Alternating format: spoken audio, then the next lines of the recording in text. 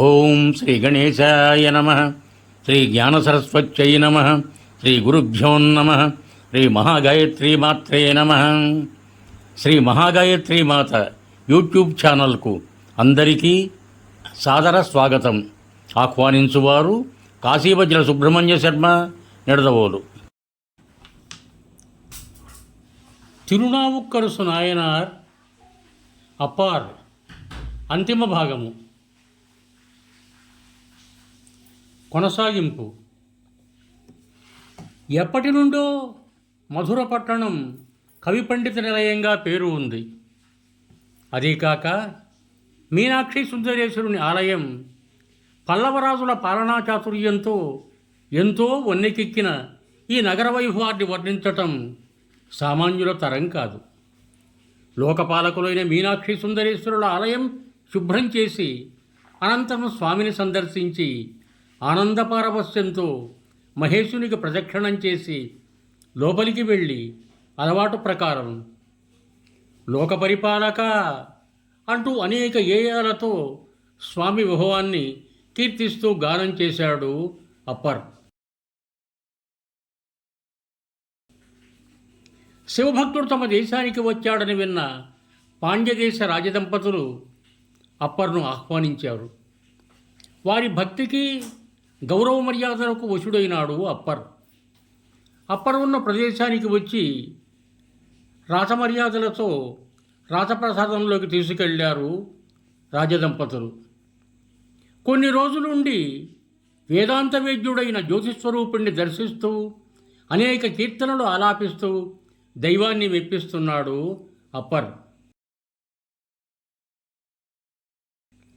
కొన్నాళ్ళు అక్కడ ఉండి అనంతరం కావేరీ ప్రాంతంలో నెలకొన్న అనేక సుప్రసిద్ధ శైవక్షేత్రాలను సందర్శించాడు.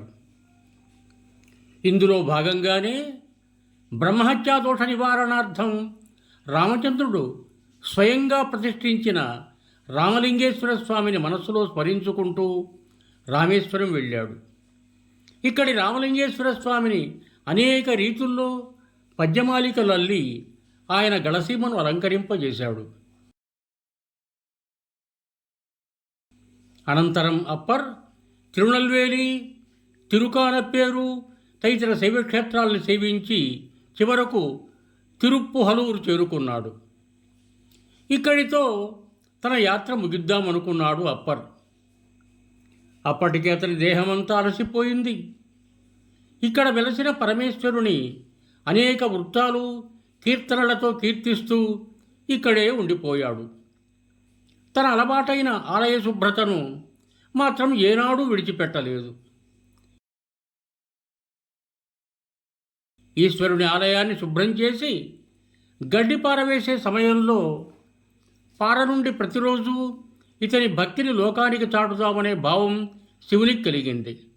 దాంతో ఒక బంగారు నాణ్యం కూడా కింద పడేలా చేశాడు పరమేశుడు. ఏ బంధాలకు అతీతుడైన అప్పర్ బంగారు నాణ్యం, గడ్డి రెంటిని సమానంగానే భావిస్తూ వాటిని కూడా కింద పారవేసేవాడు. అంతే తప్ప అవి ఎంతమాత్రం వాగీశునిలో ఆశను రేకెత్తించలేకపోయాయి. ఇంకా పరీక్షిద్దామని రంభాది అందమైన అప్సరస బృందాన్ని అప్పర్ కనుల ముందు వయ్యారంగా శృంగార భావనలు రేకెత్తించేలా నర్తించమని ఆదేశించాడు పరమశివుడు. వారు మెరుపు తీగల్లా హొయలుడికిస్తూ నర్తించిన ఆ నర్తనలేవి అప్పర్ మనస్సును శివభక్తి నుంచి మరల్చలేకపోయాయి. అయినా వారి యత్నాన్ని చూచి వాగీశుడు, అమ్మలారా, ఎందుకీ వృధా ప్రయాస? నా ముందు మీరెన్ని శృంగారాలు చిందించినా ఒక్క క్షణమైనా నా చూపును మీ మీదికి మళ్లించగలిగాయా? నేనేమైనా మీ మోజులో పడినట్టు మీకు అనిపించిందా?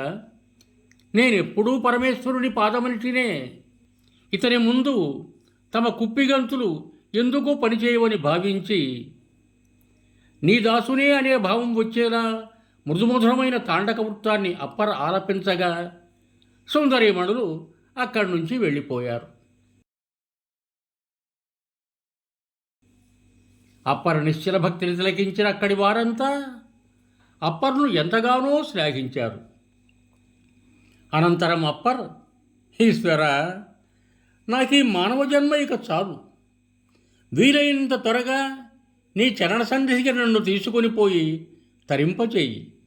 నీ పాదకమలాలే నాకు దిక్కు. అనుక్షణం ఆ చరణారవిందాలనే ధ్యానిస్తాను.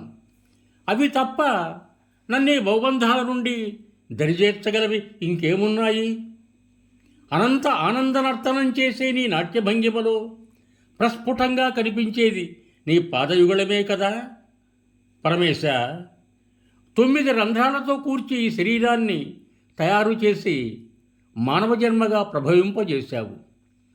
అంత్యదశలో శ్వాస ఆడని స్థితిలో అంతవరకు నాదనుకున్నదేదీ నాకు తెలియదు. వాటి మీద ఆసక్తి కలగదు.